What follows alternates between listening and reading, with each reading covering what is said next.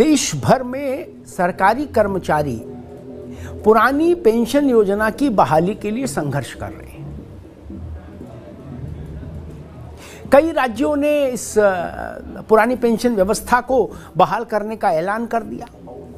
पश्चिम बंगाल जैसे राज्य भी हैं जिन्होंने नई पेंशन प्रणाली यानी एनपीएस को कभी लागू ही नहीं किया था, वो अनवरत पुरानी पेंशन स्कीम में ही चल रहे थे, ओपीएस में। अभी महाराष्ट्र में करीब 18 लाख सरकारी कर्मचारियों ने हड़ताल कर दी ओपीएस को लेकर, ओल्ड पेंशन स्कीम की बहाली की मांग पर। अब लाख टके का प्रश्न ये है कि क्या देश भर में, क्या देश के सभी राज्यों में और केंद्र के स्तर पर सरकारी कर्मचारियों के लिए पुरानी पेंशन व्यवस्था बहाल हो पाएगी? क्या नई पेंशन स्कीम की विदाई हो पाएगी? ये बड़ा प्रश्न है और इस प्रश्न का उत्तर मालूम कहां टिका हुआ है? वो टिका हुआ है 2024 के चुनाव में नहीं, लोकसभा के नहीं। उस प्रश्न का उत्तर 23 में ही मिल जाएगा कि ओपीएस के इस आंदोलन का देश भर में भविष्य क्या होगा राष्ट्र के स्तर पर।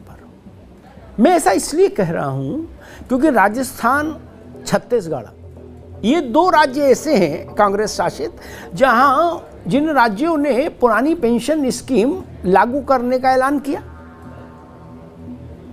अब वहां कसौटी ये होगी कि क्या पुरानी पेंशन स्कीम लागू करने की घोषणा आपको सरकार में दोबारा ला सकती है? अगर ला सकती है तो बाकी राज्यों पर भी इस बात का दबाव पड़ेगा और लोकसभा के चुनाव के लिए भी दबाव पड़ेगा दलों पर। एक दूसरा, महाराष्ट्र और कर्नाटक, ये राज्य जो भाजपा के द्वारा शासित राज्य हैं।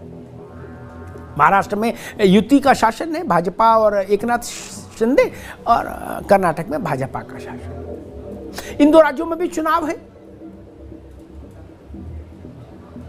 हिमाचल प्रदेश में कहा गया कि कांग्रेस सिर्फ इसलिए जीती कि उसने ओपीएस के पक्ष में अपना घोषणा पत्र जारी किया था।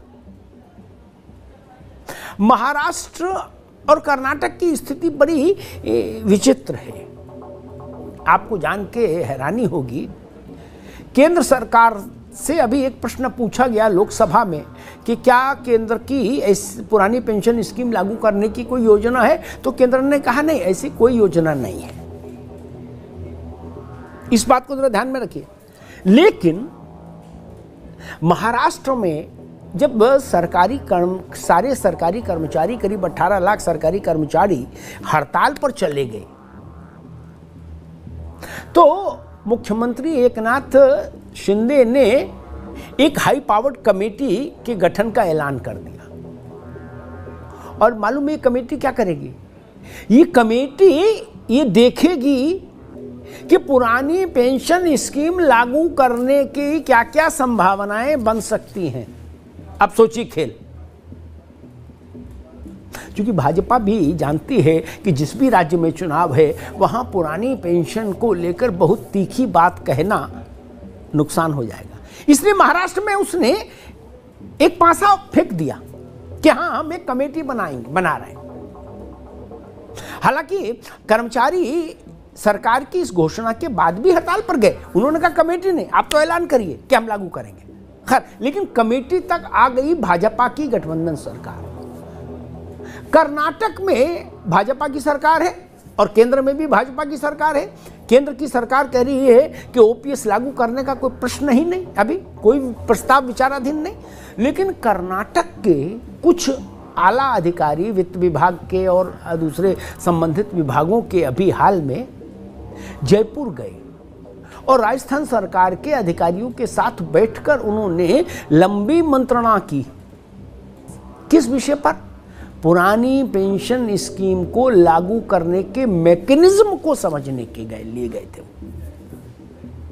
अब इसका मतलब क्या निकाला जाए कि कर्नाटक में भी मुख्यमंत्री बोम्मई एक खिड़की खुली रखना चाहते हैं ओपीएस के लिए, समझिएगा। मध्य प्रदेश में भी जब चुनाव का बिगुल बजेगा तो भाजपा ऐसा ही कोई दांव वहां भी चलेगी ओपीएस को लेकर। लिख कर रख लीजिए, ये कहे कि भाजपा मध्य प्रदेश में चुनाव में नहीं जाएगी कि कोई भी स्थिति बने ओपीएस लागू नहीं करेंगे, नहीं। अब ये जो 5 राज्य हैं, मध्य प्रदेश, छत्तीसगढ़, राजस्थान, कर्नाटक और महाराष्ट्र, ये कसौटी हैं ओपीएस आंदोलन के लिए। अगर इन राज्यों में वैसे ही चुनाव परिणाम आए जिनसे ये स्थापित हुआ कि नहीं ओपीएस का मुद्दा देश की चुनावी राजनीति का केंद्रीय मुद्दा है, तो यकीन मानिए उसके बाद 2024 के चुनावी महासमर में, यानी लोकसभा के चुनाव में, भाजपा हो चाहे गैर भाजपा दल हो, सबके एजेंडे में, सबके घोषणा पत्र में आपको ओपीएस की बहाली की घोषणा का वचन दिखाई देगा। लेकिन अगर राजस्थान और छत्तीसगढ़ में ओपीएस लागू करने का लाभ वहां की सरकारों को नहीं मिला, महाराष्ट्र, कर्नाटक और मध्य प्रदेश में ओपीएस को लेकर जो दल सबसे मुखर होकर सामने आए चुनाव में, अगर उसको लाभ मिलता, चुनाव में नहीं दिखा, तो मुझे लगता है ओपीएस को लेकर चल रहे आंदोलन के लिए मुश्किल हो जाएगी 2024 में। इसलिए अभी सारी ऊर्जा आंदोलन की 23 में, इसीलिए इस आंदोलन के जो सूत्रधार हैं लोग, वो सारी ऊर्जा 23 में इन राज्यों में झोंकना चाहते हैं ताकि एक नजीर बन पाए राष्ट्रीय स्तर पर, राष्ट्रीय दलों के लिए, और एक दबाव समूह पैदा हो भारतीय जनता पार्टी के लिए भी और कांग्रेस के लिए भी। क्या वास्तव में इन 5 राज्यों में ओपीएस चुनाव का रुख मोड़ने वाले मुद्दे के रूप में स्थापित हो पाएगा? संख्या छोटी नहीं है। महाराष्ट्र में अभी जो हड़ताल हुई, 17-18 लाख लोग हड़ताल पर गए। 17-18 लाख लोग, एक व्यक्ति का 5 लोगों का परिवार मानकर चलिए तो कितने लोग हो गए? लगभग 80-90 लाख लोग, 1 करोड़ के आसपास, एक बड़ी संख्या है। और सरकारी कर्मचारी बाकी समाज को भी प्रभावित करता है। हिमाचल छोटा राज्य है, लेकिन वहां ओपीएस के मुद्दे ने एक बड़ा पॉलिटिकल एजेंडा सेट कर दिया। और अशोक गहलोत और भूपेश बघेल ने भी यही सोचकर ओपीएस को फिर से लागू करने का ऐलान किया था कि ये मुद्दा उनकी सत्ता में वापसी सुनिश्चित कराएगा। इसलिए उनको भी इंतजार रहेगा ये देखने का, परखने का कि क्या ओपीएस का मुद्दा उनको फिर से सत्ता में वापस ला सकता है कि नहीं। इसलिए ये जो 1 साल है जिसमें इन 5 राज्यों के चुनाव होने हैं और परिणाम आने हैं, वो इस आंदोलन के लिए बहुत महत्वपूर्ण है, ओपीएस के भविष्य के लिए बहुत महत्वपूर्ण है और एनपीएस के भविष्य के लिए भी बहुत महत्वपूर्ण है। धन्यवाद।